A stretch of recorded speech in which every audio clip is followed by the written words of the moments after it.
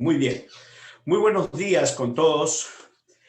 En principio deseo comenzar expresando que me siento muy honrado por haber sido invitado a este evento para poder ofrecer una conferencia denominada Generando Espacios de Confianza en un mundo desconfiado y de tantas incertidumbres. En segundo lugar, manifestar mi felicitación y reconocimiento a los directivos y organizadores de este 19º Congreso Nacional y 9º Internacional del Colegio de Psicólogos, que en mi opinión me parece muy oportuno reflexionar y proponer posibilidades de cambios sustanciales para mejorar como personas y como sociedad. También considero que es oportuno la ocasión para hacer un llamado a la reflexión personal de todos los psicólogos del mundo, para reafirmar nuestro compromiso con la profesión y especialmente con la sociedad. Y ello implica, primeramente, tener una mejor condición como gremio, con un espíritu profesional, de tal manera que se vea un colegio unificado, fortalecido. Y en segundo lugar, plantear nuevos derroteros de mayor identidad con nuestra profesión, por ejemplo, planteando líneas de acción para una salud psicológica y no una salud mental, porque aún en este siglo XXI se persiste en patologizar los problemas humanos y sabemos que la psicología como ciencia y como profesión va mucho más de lo mental, lo que constituye en todo caso un gran reto, porque la experiencia de la pandemia implica cambiar perspectivas y por lo tanto debemos buscar entender los problemas humanos con una mirada distinta, es decir, despatologizarla. No cabe duda que uno de los principales problemas que aqueja a nuestra sociedad en general y especialmente a nuestros jóvenes es el vacío existencial, la falta del sentido a la vida, la desconfianza generalizada, en suma, la incertidumbre.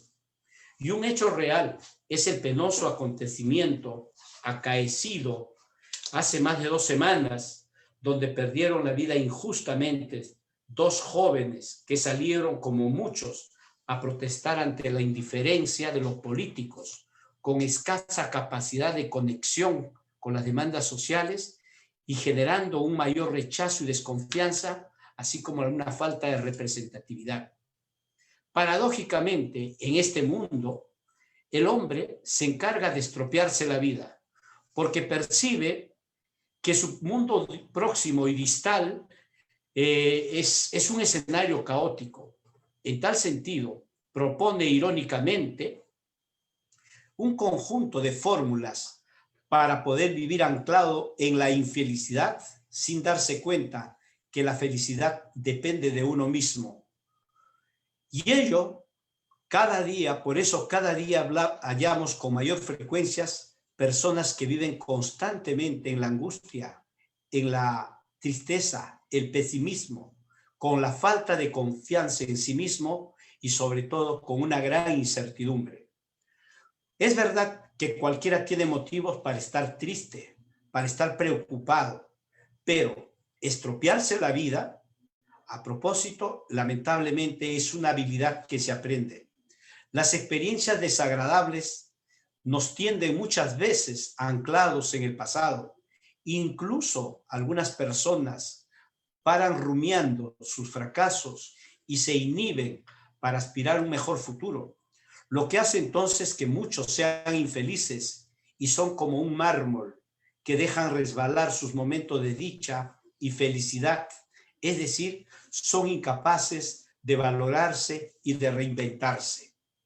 Estos son temas que nos debe ocupar a los psicólogos, porque tiene que ver con la persona humana, con su psicología, porque nuestra razón de ser es ayudarlos a mejorar la calidad de vida y promover el bienestar y la armonía.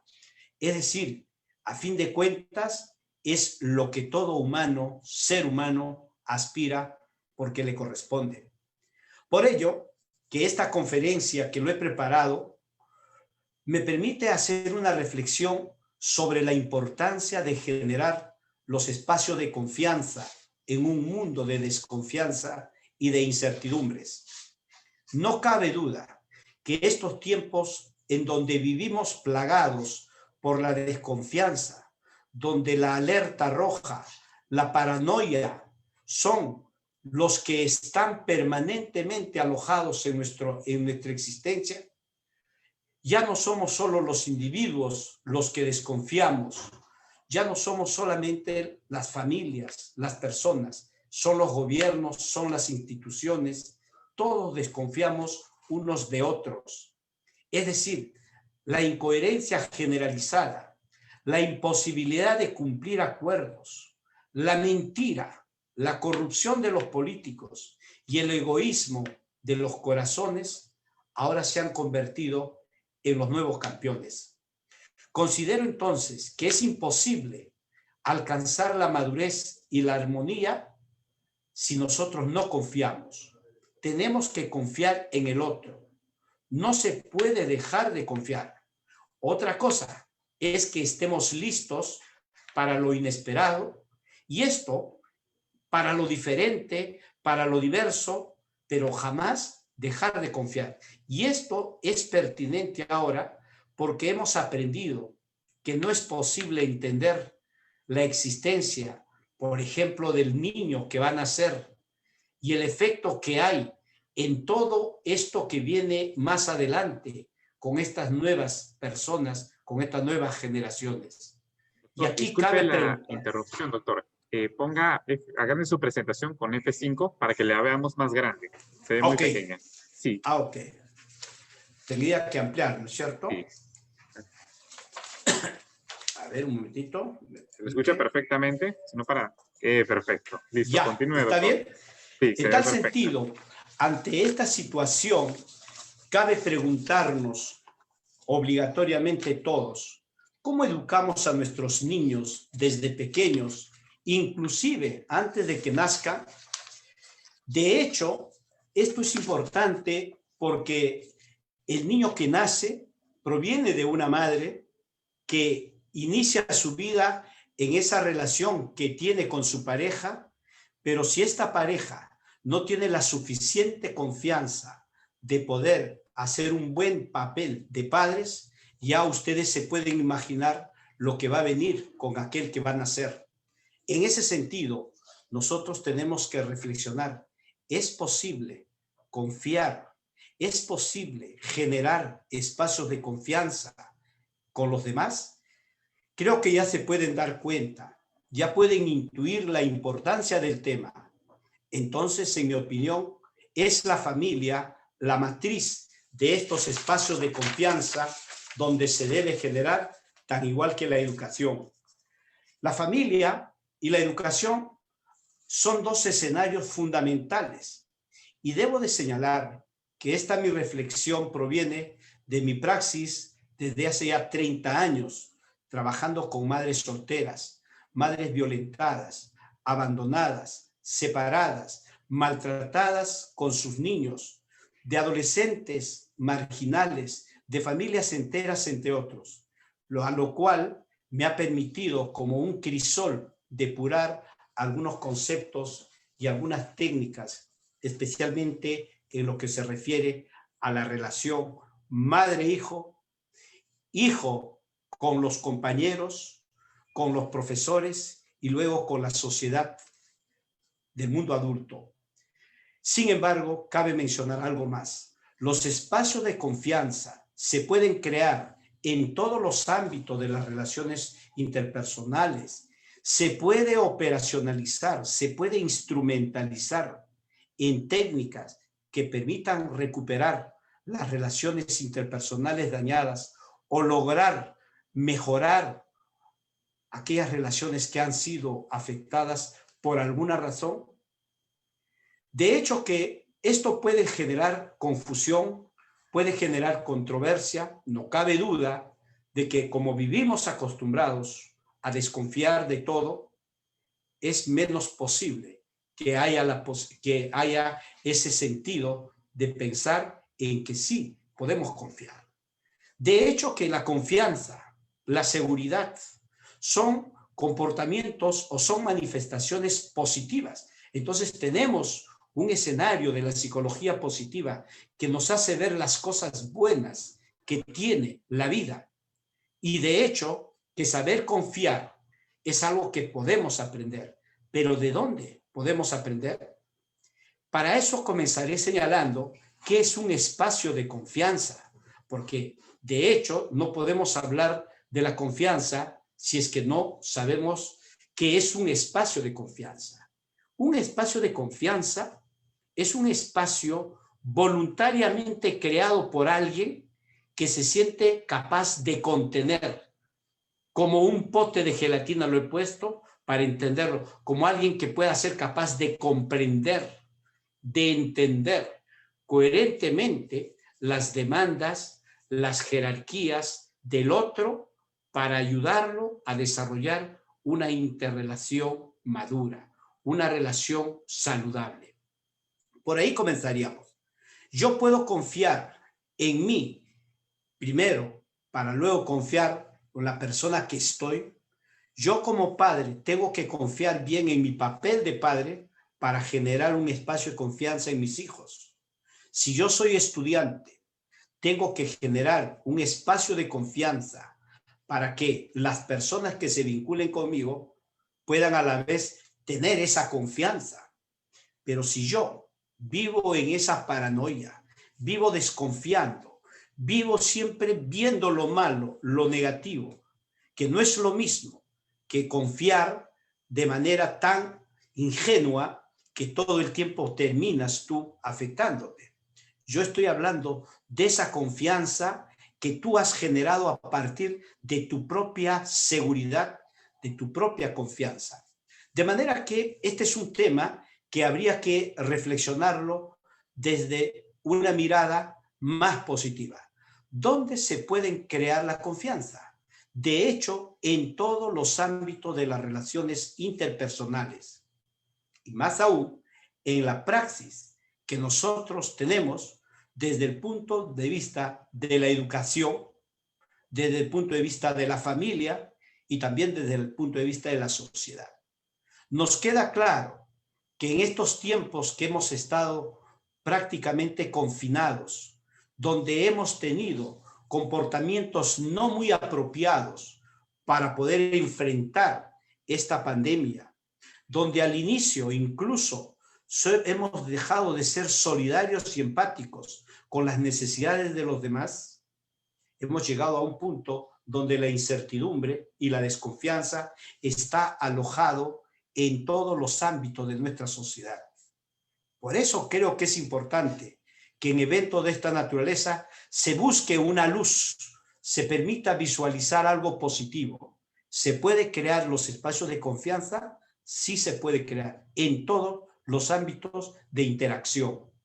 Se pueden operativizar, se pueden instrumentalizar, se pueden convertir en herramientas que permitan recuperar las relaciones interpersonales dañadas y lograr relaciones difíciles de establecer. Se puede confiar en alguien que nos ha hecho daño. Se puede confiar en alguien que no conocemos, porque nuestra experiencia ha estado basada en pura desconfianza. De hecho, que sí se puede. Y consecuentemente, eso significa cambio. ¿Qué necesitamos entonces para generar un espacio de confianza? Porque de hecho, si nosotros tenemos esa posibilidad de confiar, esa posibilidad de tener mayor certeza en la vida, de hecho también nosotros podemos cambiar. Para poder tener o generar un espacio de confianza, primero necesito tener yo confianza en mí mismo. Y esa confianza viene de esa integración total, de esa capacidad de poder darte cuenta que tú lo que necesitas y no te queda otra que confiar en tus posibilidades, de tener esa posibilidad de estar seguro de lo que tú eres, esa integración emocional, esa integración cognitiva, te va a permitir tener seguridad con lo que haces. ¿Cómo podemos lograr la seguridad? De hecho, que tendríamos que retroceder a todas las teorías que nos han explicado que la confianza es lo contrario a la desconfianza. Y nosotros tenemos seguridad con nosotros mismos o confianza en nosotros mismos a partir de darnos cuenta de que somos capaces de lograr cosas. Otra condición fundamental es la voluntad. La voluntad entendida como aquella capacidad para poder definir qué es lo que nosotros podemos hacer por el otro. Una voluntad que debe estar basado en la coherencia, que debe estar basado en que decimos lo que nosotros creemos que podemos hacer por el otro. Asumir una decisión que pueda implicar necesariamente generar ese espacio de servir antes de ser servido, estar dispuesto a establecer relaciones interpersonales que se plasmen en situaciones reales de querer mejorar la relación con los demás. Cuanto lo que más necesitamos debe ser atendido en segunda dimensión, después de ser atendido la jerarquía y las necesidades de esa otra persona. Debe ser transformado para ser útil al otro y esperar su momento. En suma, la voluntad es una relación que se define como asimétrica por amor al otro, por amor a nuestros hijos, por amor a las personas con quienes debemos generar esa confianza. El efecto multiplicador viene por añadidura. Si yo tengo confianza en mí mismo, si yo tengo la voluntad férrea y firme de poder confiar en los demás, entonces ese espacio de confianza que al inicio era solamente de 2 personas o de 3, va a tener un efecto multiplicador. No cabe duda que el que vive en un espacio de confianza buscará propiciar o participar en otros espacios de confianza. Y finalmente, la coherencia.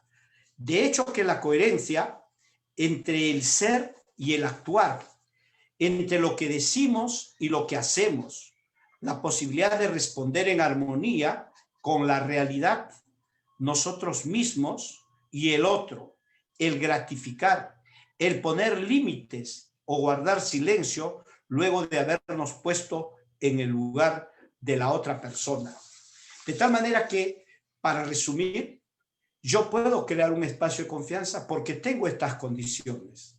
No creo que ningún ser humano los pueda tener: confianza en sí mismo, voluntad de querer hacerlo, de querer generar, el efecto multiplicador que deviene y la coherencia o la armonía entre lo que nosotros decimos y lo que hacemos. De hecho, que esto se inicia en la familia, porque la familia el primer generador de la confianza. Como hemos señalado al inicio, la relación de la pareja que debe tener la confianza en que van a ser buenos padres. La gestación de la madre que va a generar una seguridad y confianza, obviamente con el apoyo del padre, para dar ese advenimiento al nuevo ser que va a venir. La relación vincular de madre-hijo, los efectos que tiene el apego en esa diada, la actitud de aceptación y confianza, de poder hacer una maternidad o hacer una paternidad saludable, y sobre todo porque la familia es el primer escenario donde se crea la confianza con el niño. De hecho, que las relaciones familiares son fundamentales porque es el primer eslabón, y a través de esa relación vincular, en esa relación, se promueve la confianza y la responsabilidad. Un signo de confianza, de hecho, que nos damos cuenta cuando el niño sonríe, cuando la pareja disfruta de su paternidad o disfruta de su relación, y el padre naturalmente debe involucrarse, como se ve con más frecuencia en estos últimos tiempos, en esa educación de los hijos. Pero la familia por sí sola no puede tampoco generar, porque el niño crece y tiene otro escenario donde vive, que es el sistema educativo. Y sobre ese punto quisiera yo establecer claramente que el sistema educativo hay que mirarlo desde 2 perspectivas. La primera es como programa educativo. Los programas educativos, que está basado en la malla curricular, en las estructuras curriculares, en los programas educativos busca que el niño aprenda con el avance de la tecnología y la informática. De hecho, que los alumnos en estas épocas están conociendo lo que ocurre en el otro mundo, en un mundo globalizado. De hecho, que los conocimientos se van dando de manera rápida y consecuentemente eso tiene que ver con el programa educativo, que es una cosa, pero no es posible pensar en la confianza del niño, por ejemplo, que aprendió los colores sin estar seguro de que realmente ha aprendido los colores, por poner así un ejemplo. Que el niño haya aprendido las matemáticas, que haya aprendido ciertas operaciones, es importante, pero debe tener más confianza de que eso que ha aprendido le debe resultar significativo para que en su vida cotidiana pueda permitirle crecer como persona. Entonces, el niño, podríamos decir que la educación o el sistema educativo ha cumplido un papel cuando estos programas apuntan no solamente al conocimiento o a la instrucción de los conocimientos, sino también a confiar de que eso que ha aprendido, de que eso que conoce, le va a permitir también desarrollar otras potencialidades. Y el otro aspecto ya tiene que ver con la escuela propiamente dicha. Una cosa es los programas, por eso decía, y otra cosa es la escuela, el colegio, la institución. Y en esta relación, el clima escolar, la relación profesor-alumno, alumno-alumno, la actitud del docente, debe ser generador de confianzas. Si uno echa la mirada en estos 8 meses o 9 meses que hemos vivido, la mayoría de los niños están desesperados por volver a sus colegios. ¿Y cuál debería ser? Este es un buen escenario, es un buen momento justamente para revalorar la importancia de la convivencia escolar, porque justamente es ahí donde se crean los espacios. El profesor debe estar consciente de que su papel como alguien mediador dentro de esa relación del clima escolar cumple un papel fundamental y consecuentemente debe desarrollar habilidades de confianza para poder lograr que el niño también genere otros espacios de confianza. En ese sentido, la idea es educar para que los niños confíen en sí mismos. Y la pregunta es, ¿eso es lo que veníamos haciendo? Seguramente que vamos a encontrar una amplia literatura, seguramente que vamos a revisar los lineamientos que vienen del Ministerio de Educación con una serie de propuestas de ese tipo, pero en la práctica, ¿esto se cumple? Pues bien, entonces la educación no solamente debe estar orientado a generar espacios a los niños, entre comillas, normales, sino también para la diversidad, porque justamente ese es el verdadero sentido de la equidad, de la justicia, porque los niños que tienen ciertas características como el síndrome de Down o algunas otras deficiencias, son características intrínsecas que vienen alojados con ellos, pero las características extrínsecas, que es el entorno, que es el espacio donde ellos se mueven, no siempre son los mejores.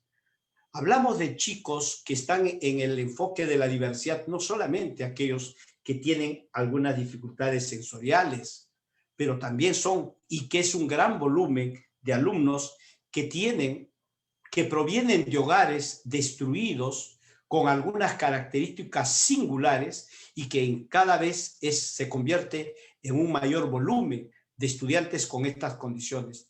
Entonces, el entorno sociocultural, la educación para la diversidad, para atender a todas estas personas, definitivamente se debe priorizar la generación de espacios para que todos tengan una convivencia mucho más saludable, pero sobre todo se cubran las necesidades.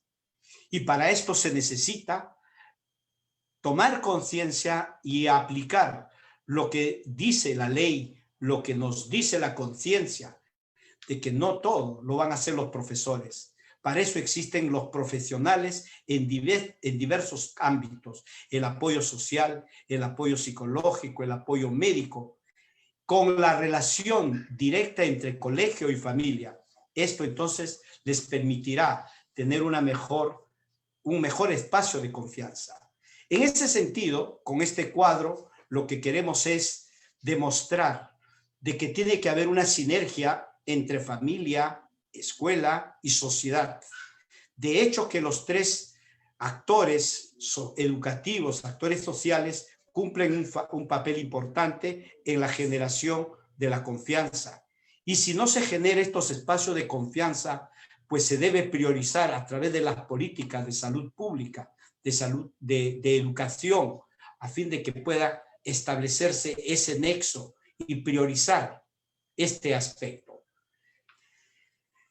Los espacios de confianza, si bien es cierto, puede ser entendida desde distintas perspectivas y como lo hemos señalado, hemos hablado de la familia y de la educación, pero fundamentalmente los espacios de confianza se pueden visualizar desde una aproximación a las relaciones interpersonales. Todas las relaciones que surgen con el otro o entre otros comienza por los espacios de confianza. Se puede crear espacios de confianza en una empresa, en una organización, en una universidad, cuando las normas justamente apuntan a lo contrario. Veamos simplemente un ejemplo. El profesor, cuando llega a un trabajo, a una universidad o a un colegio, para que pueda verificarse que realmente ha llegado a trabajar, tiene que marcar, tiene que poner un dedo, tiene que firmar un documento o tiene que ser controlado bajo cualquier medida. ¿Por qué? Porque se parte de la idea de que no es posible confiar. Entonces, desde ese punto de vista, más tenemos una tendencia a desconfiar. Desconfían las instituciones. El trabajador desconfía del jefe. El jefe desconfía de la institución. Y por lo tanto, eso que se ha hablado con tanta frecuencia sobre la cultura organizacional, sobre el clima laboral, queda prácticamente en el vacío porque se evita crear estos espacios de confianza. Las empresas, las grandes empresas, las instituciones que han sido generadores de espacios de confianza y de un clima de armonía, definitivamente van por mejor camino que aquellos que no lo hicieron. Pero en la vida cotidiana, entre dos personas, para que se genere un espacio de confianza, pensemos de pronto en la pareja, es importante que se entienda que necesitamos tener ciertas condiciones. Tenemos que aprender, por ejemplo, a saber escuchar. Una condición fundamental para generar un espacio de confianza tiene que ver con la escucha activa. ¿Y qué es la escucha activa?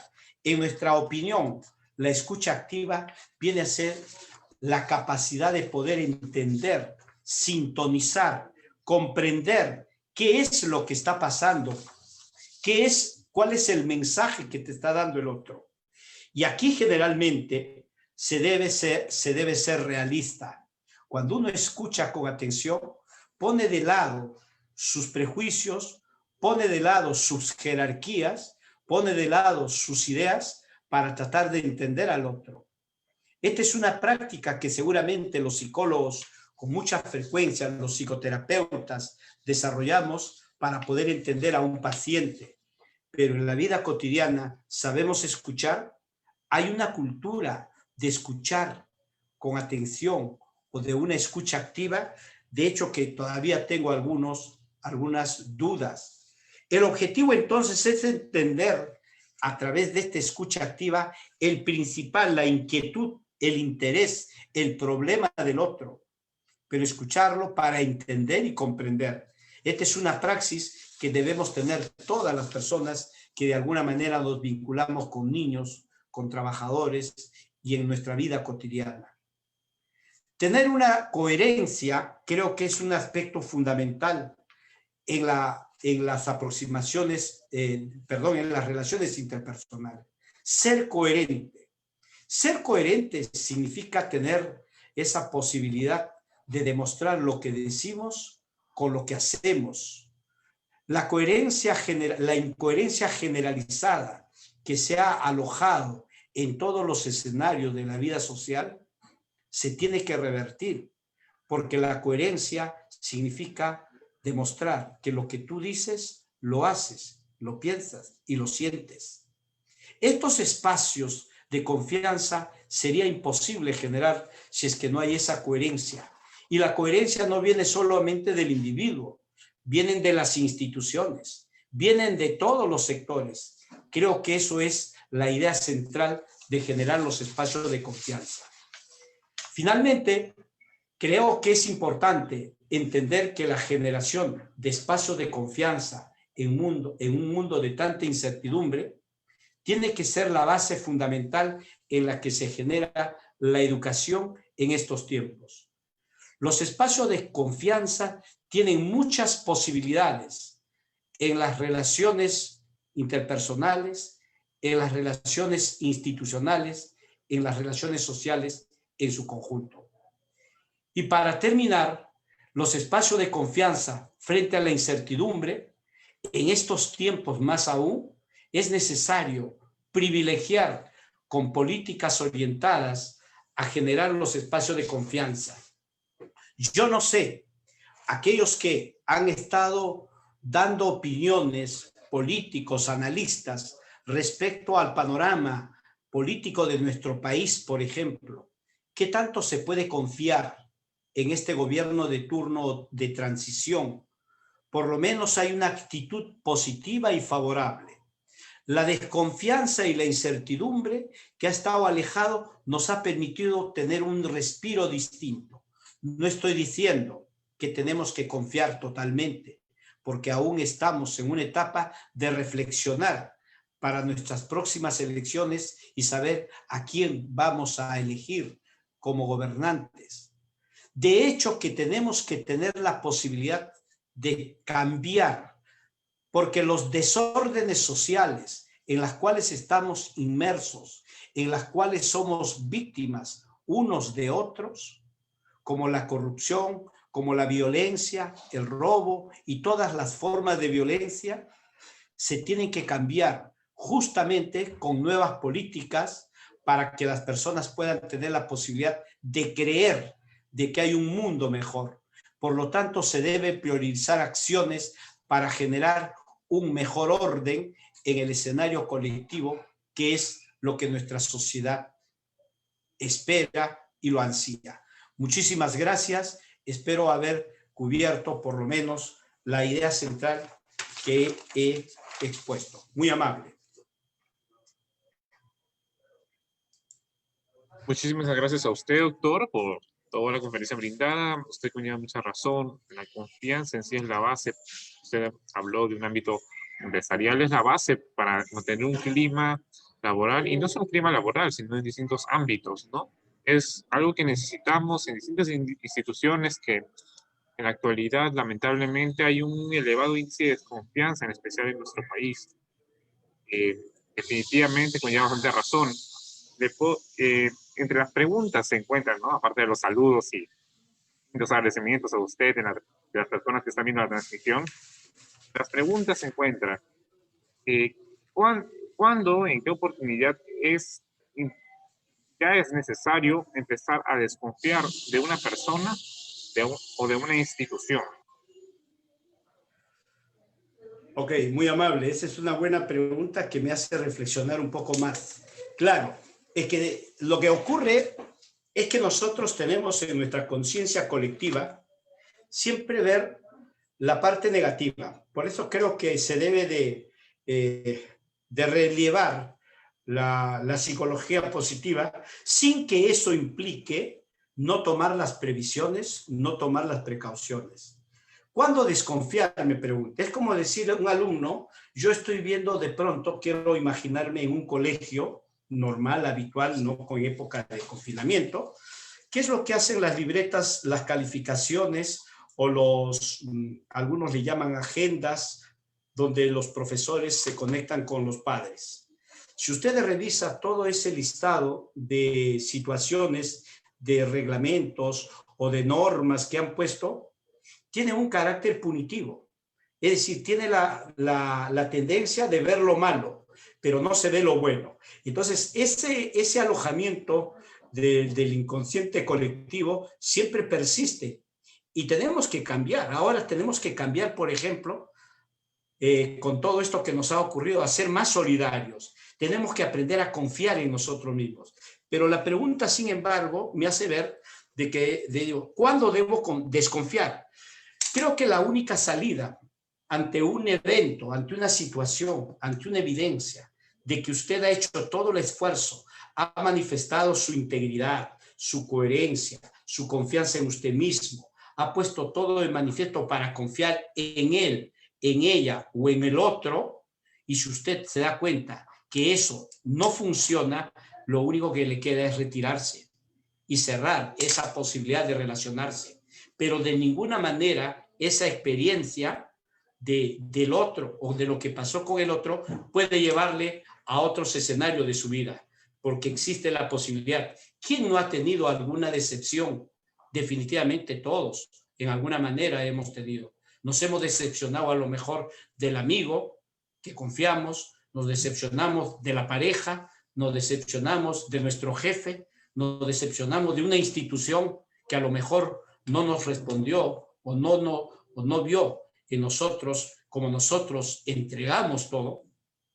Pero a pesar de eso existe un mundo de confianza, porque una persona que siempre va a tener pendiente de que esa experiencia que pasó le va a permitir desconfiar de todo el mundo. Hay un adagio que dice: desconfía y acertarás, hazlos pelear y mejorarás.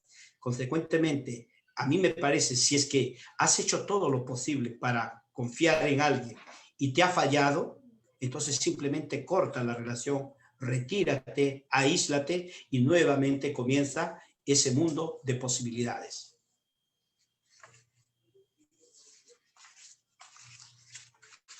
Acuerdo totalmente con usted, doctor, debido a que sí, eso es cierto, hay una elevada tendencia, bueno, es muy usual apreciar que personas que han sido muy confiadas, luego de darse cuenta que no todo es positivo, se van al extremo de ser totalmente desconfiadas y al final de cuentas, esa actitud o posición no los beneficia, ¿no?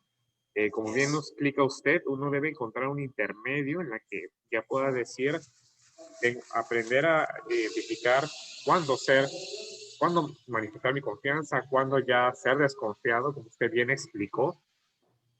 Ahora, entre las preguntas también, una de las preguntas también podría estar, si ya he fallado, ¿cómo ganarme la confianza de esta institución? ¿Cómo ganarme la confianza de esta persona nuevamente después de haber fallado? Es una pregunta que muchas personas también se harían después de haber obrado mal. Bueno, esa es una excelente pregunta. De hecho, agradezco porque este tema es muy amplio, muy complejo, controversial, pero yo he tenido la oportunidad de tener muchas conferencias, he dado muchas charlas a padres, a jóvenes en las universidades, y de hecho cuando uno falla ya no te quiere en la boca del mentiroso, lo cierto se hace dudoso. Es un dicho popular. Por lo tanto, si tú fallaste, ¿puedes redimirte? Si tú perdiste la confianza de otra persona que puede ser muy significativa o de una institución, ¿eres capaz de redimirte, de cambiar, de mejorar, de reinventarte? Claro que sí. Comienza tú pensando que eso es posible. ¿Por qué todo el mundo puede fallar? Claro que sí. Pero no estamos diciendo por eso que viva la desconfianza. ¿Cuándo yo puedo redimirme? Demostrando con mis actos, con mis hechos, con mis acciones. Si yo he fallado, vamos a pensar en una relación de pareja, o si he fallado con mi jefe, no he sido leal, o si he tenido tal o cual. De hecho, ganarme nuevamente la confianza de él es algo que va a tener que darse con un tiempo, pero lo mejor que dice de ti son tus acciones. Y esa acción tiene que estar en concordancia con tus verdaderas intenciones. Porque de hecho, si tus acciones dicen una cosa y tú tienes como propósito únicamente ganar lo que a ti te corresponde, entonces tú no tienes esa capacidad de poder redimirte, de poder rectificarte, que es muy propio y es muy natural. Y la persona que le has fallado, de hecho, tiene ese sentimiento de desconfianza. ¿Cuántos de nosotros que hemos tenido hijos nos han fallado? porque se portaron mal, o porque sacaron mala nota, o porque tuvieron tal o cual cosa, pero son personas importantes en nuestra vida. ¿Acaso no se le da la oportunidad? ¿Acaso tú no puedes buscar la oportunidad de redimirte si es que has fallado con alguien? A mí me parece que sí es posible. Sí es posible rectificarse, sí es posible cambiar y sí es posible generar un espacio de confianza.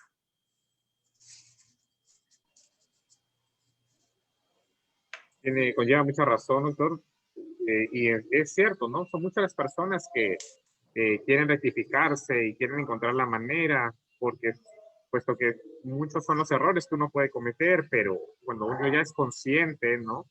De lo que ha hecho, pues son muchos los intentos de rectificarse. Es importante encontrar esa concordancia, ¿no? Entre lo que uno promete o dice querer mejorar y en las acciones. Como bien dice usted, es una de las claves para poder lograr eso, ¿no? Recuperar la confianza. Existe otra pregunta y es, hablando de la elección de candidatos, muchas veces las personas se dejan llevar por las emociones, por gustos y afinidades, mas no a veces, mas no siempre emplean el pensamiento crítico. ¿Qué recomendaciones le daría a las personas que se dejan llevar bastante sobre emociones o gustos similares o maneras de acercarse a la gente, no por sus propuestas que va más ligado al uso del pensamiento crítico? ¿Qué le recomendaría a esas personas que se dejan llevar por las emociones? Bueno, primero que nada, quiero decir que soy un ciudadano como cualquiera y también tengo que decidir y tengo que elegir. Pero mi sentido común, quiero apartarme un poco del tema porque yo genero más bien en mi pensamiento y mis acciones siempre ha sido ver lo positivo de aquello que es negativo. Ver de todo lo malo, algo tienes que aprender.